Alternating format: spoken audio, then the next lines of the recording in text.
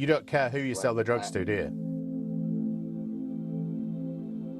No, not that I don't, but like I'm just trying to like make sure that I get my product moving.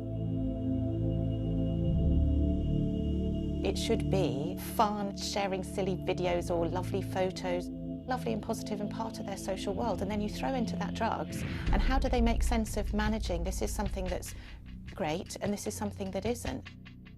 Polling data that we commissioned showed that actually 1 in 4 young people are now seeing drugs advertised for sale on social media.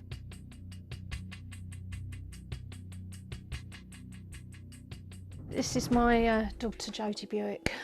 She was funny, sassy, a bit of a diva, a bit of a drama queen, loved to sing. We got told by the girl that stayed with her that they got the drugs from someone from Snapchat.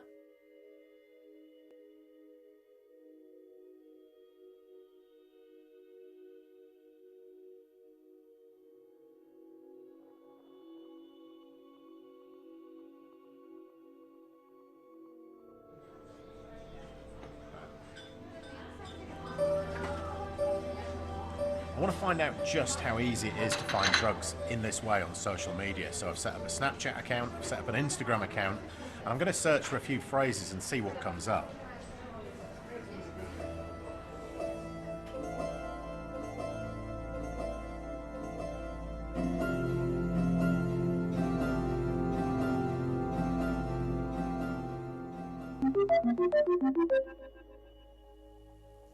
What's good, man? So you do this all the time on Snapchat? I'm not like the first person you've ever done this to or anything? No. I got loads of people. Because I should point out, I'm actually a BBC journalist, and I just want to ask you, you've made no checks as to who I am, and you're willing to sell potentially very dangerous drugs through the post. I could be anyone.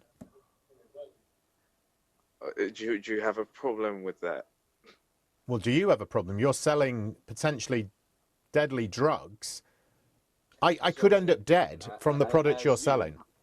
I assume, right? I assume that you are a user already. You already know your way around it.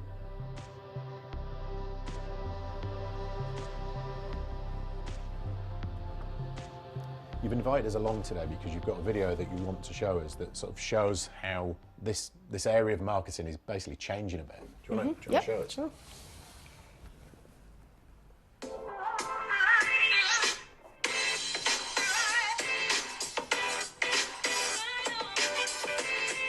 This is looking pretty slick, isn't it? Yeah.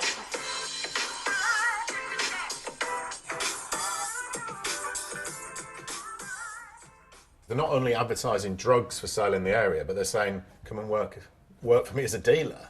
Absolutely, and videos such as these give dealing a level of credibility that we haven't seen before. It's legitimising it, it's making it look like a glamorous occupation, and our concern is it could be getting more people, particularly young people, into the drugs trade. I feel very frustrated by seeing it all over my social media because it's glamorised, being a drug dealer, taking drugs, it's all become the norm now. It's everywhere on social media. Anyone who's tried to send a pirated film or like TV show, a link, if you've tried to send a link to one of those through Facebook Messenger, you'll get a message saying cannot be sent.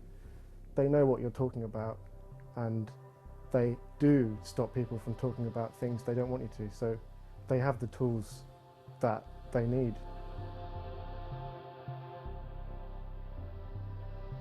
There's two parts to this. Firstly, we recognise we've got a responsibility to go after those that's committing the crime. We get that. But we also recognise that the media services have got a duty to prevent some of this in the first place. If that was a son or daughter of one of the social networks that are providing or allowing this to take place, would they be thinking we should be doing more about it? I certainly would.